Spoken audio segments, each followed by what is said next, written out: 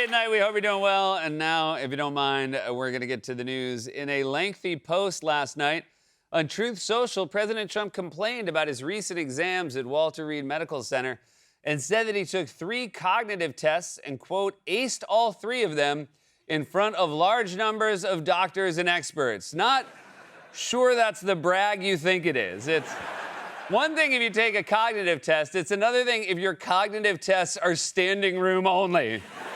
I got 2 tickets for the Trump exam. Who needs 2? That's right. President Trump said that he's taken a cognitive examination on 3 separate occasions. Dude, that's not good. They don't keep calling you back because they're so impressed. Someone says they've been to the hospital 3 times this year. The only response is, oh no, sending good vibes. While speaking last night at a casino in Pennsylvania, President Trump referred to White House Chief of Staff Susie Wiles as Susie Trump. 2 in the mezzanine for the Trump cognitive exam. $60 each, $100 for the bear.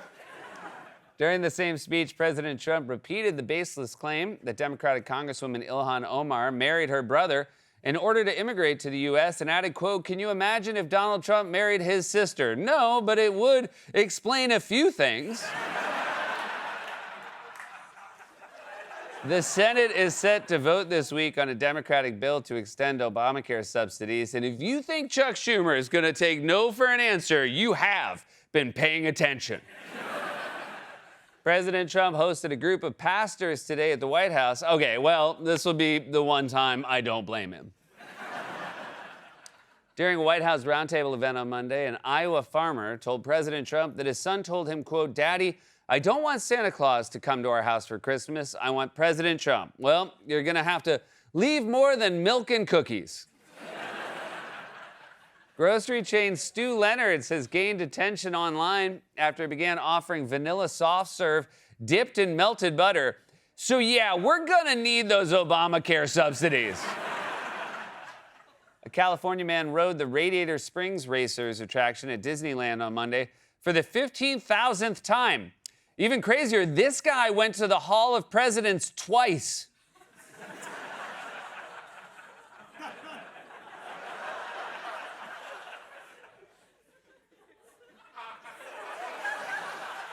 I stand by it.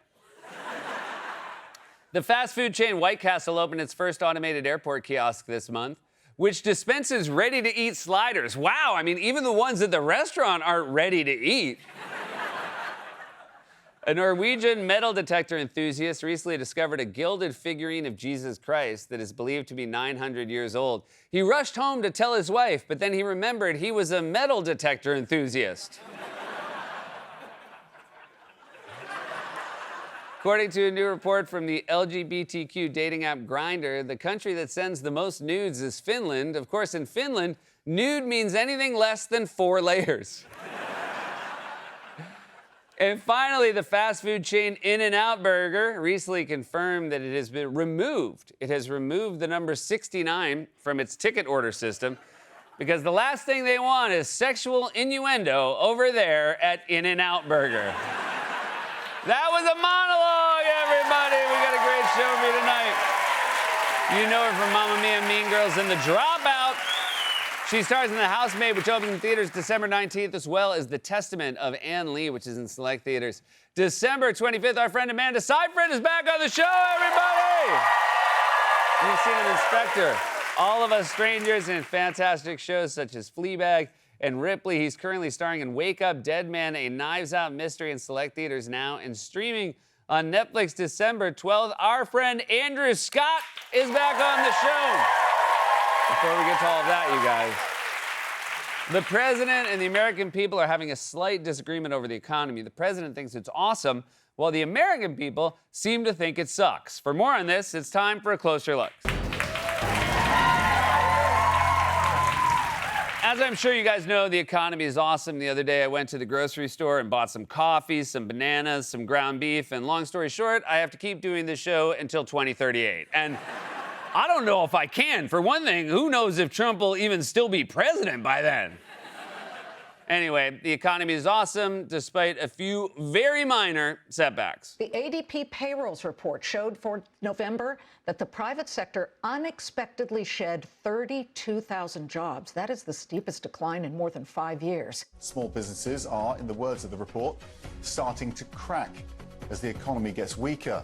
4 of the last 6 months have now shown job losses. Analysts say nearly 1.2 million jobs were cut so far this year. That's the highest amount recorded from January until November since 2020. You never want to hear that something is the worst since 2020 because if I recall correctly, 2020 was the year that we all wore respirators to the grocery store and poured bleach on our mail, and I did my show from the attic like the ghost of a J.Crew manager. The job cuts were the highest in 5 years. That means the job numbers are the worst since crooked Joe Biden crashed the economy in 2020. Sorry, what's that? Oh, Trump was president in 2020? And look, even I can admit COVID was the driver of the economy collapsing in 2020. But what's great is when people told Trump that, his response was, I can also do it without COVID. People are giving COVID way too much credit. So we might be losing jobs, but at least prices are also going down, right? The latest consumer price index shows overall prices rose by nearly 3% on an annual basis last month. Most of the increase was driven by the basic necessities for Americans. Groceries and energy prices, those are the need-to-have things. That was significantly higher. The cost of heating our homes projected to rise 7.6% this winter. $54 more for families heating with gas, up $100, 10% for those heating with electricity. The average home heating bill for the entire winter, $976, rising more than double the rate of inflation. That's right. Heating your house is going to be so expensive this winter, you're going to have no choice but to go out back and chop some wood. I've already started. Every morning, I'm out there with a cup of coffee, 5:45 a.m., in my boots and my long johns, swinging an axe, and I'm just with you. If I had to chop wood to survive, I would freeze to death. That's why I make my assistant Chelsea do it, and she, don't groan, she loves it. It's a great workout for her, and sure, doesn't mean I have to read my own emails and make my own restaurant reservations, yes, but that's the price I'm willing to pay to keep my family warm. Now, real quick, why is the price of electricity soaring so much anyway? Electricity is up because AI data centers are sucking up so much electricity that is also driving costs even higher. Oh, awesome. So next month when you get your electricity bill and it's 10% higher, just be happy knowing that 10% made it possible for your weird uncle to post an AI Facebook meme of Rambo and Jesus Christ riding a Harley together. No, just to be clear, that's not AI. We use Photoshop to look like AI because we would never use AI to replace a graphic, I mean. We did replace our cue card guy, Wally, with an AI version called Wall AI. Isn't that right, Wall AI? Ha ha. That is correct, Seth Meyers. I very much enjoy your humorous observations about current events. You are my second favorite late-night television host after James Christian Kimmel, born November 13th, 1967 in Brooklyn, New York.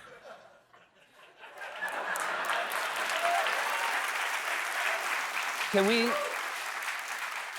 make it talk less? What? It's extra to make it talk less?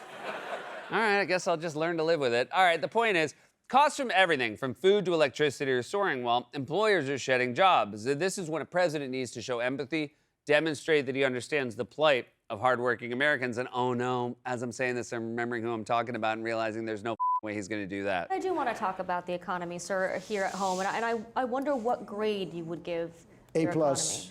A plus. Yeah, A plus, plus, plus, plus, plus. Now, I know that sounds tone deaf, but in fairness, it's possible Trump was just glitching. In fact, if you watch the full clip, I think it's pretty clear it was a software problem. A plus, plus, plus, plus, plus, plus, plus, plus, plus, plus, plus, plus, plus, plus. My heating bill just went up another 10%. Now, of course, it won't surprise you to learn that Trump's assessment of the economy is very much at odds with how pretty much everyone else feels about it. A recent CBS News survey shows just 36% of Americans approve of Trump's handling of the economy. And according to a Fox News poll last month, 62% of Americans say they blame Trump for the current economic conditions. It has everything to do with inflation. It's the cost of living. You go back to January, he was 3 points above water. Now, 34 points underwater. My goodness gracious, that is a 37-point move in the wrong direction. So it's less of an A++++ and more of an F minus. But so what? So Trump said something a little tone deaf. Maybe he can just chalk it up to one bad moment, one slip of the tongue. I'm sure he didn't say anything else on Tuesday that sounded as bad as that. For minors, do we love minors? I love minors.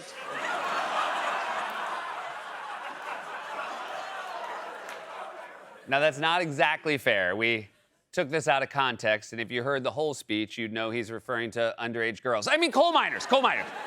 See, it can happen to anybody. This is why you should always read the speech before you say it out loud. You know, just think about how it's going to sound. Like, what else did he accidentally confess to? You know, I drove here today, and my motorcade, it always causes so much traffic. I guess you could say, I'm the king of traffic. I'm the traffic king. It's my favorite thing to do. I'm going to put that on a hat. Trump is trafficking. It's true, you know, I've been trafficking for years. But Trump's insistence that the economy is booming is so out of step, even Fox News isn't fully buying it, which is why they're pressing Trump administration officials on what's really going on. The November Fox News national survey found that 76% of voters still view the economy negatively, and that's up from 67% who said the same thing in July. What explains that in particular? Well, first of all, don't forget that because of Joe Biden, then a typical family buying a typical home would have to spend $1,200 a month more on their mortgage. Because of Joe Biden, you know, groceries went from $400 for the typical family for a month to $525. And the fact is that Joe Biden dug a big hole, and we're filling the hole really fast. Okay, just think about what you're going to say before you say it. I don't want to hear a Trump administration official say the words, we're filling the hole really fast. Joe Biden left us a hole, and when it comes to new home construction, we're hammering that hole. When it comes to oil production, we're drilling that hole, and we're making sure everyone has access to oil and gas, which is why we're laying so much pipe. And we're doing it all with our beautiful... Miners. All right.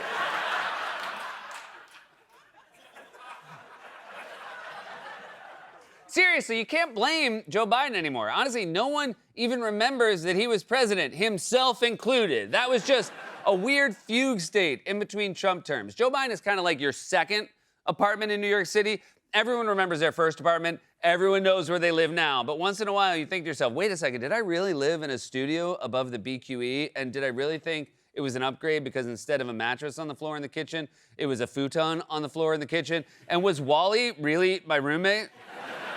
Haha, yes, Seth Meyers. I do have fond memories of that time we cohabitated together. Seriously, though, how expensive is it to put him in silent mode?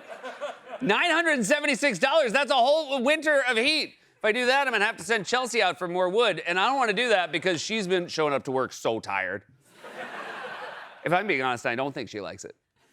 Trump is running up against the same problem Biden had. You can't convince people the economy is good when they can see the truth with their own eyes every time they buy groceries or pay their heating bills. Trump thinks he's crushing it, but the American people think he's... sucking.